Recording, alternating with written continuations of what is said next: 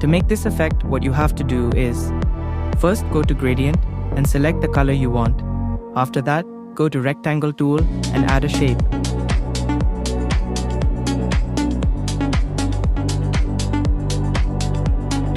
Now go to Stroke and select white color. Next go to Move tool, select it, press Alt and make a copy.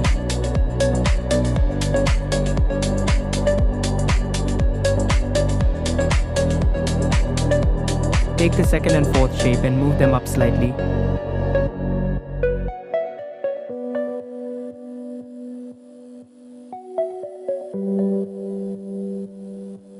After that, press Shift key and select all layers them into a smart object.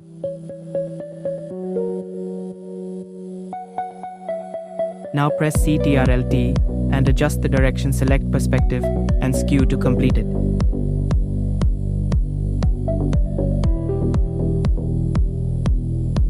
Now go to File, Embedded and add image to insert. Create a clipping mask of it. I am okay with it, but if you want you can do further setting in blending option. As you see the option, each option has its own effect.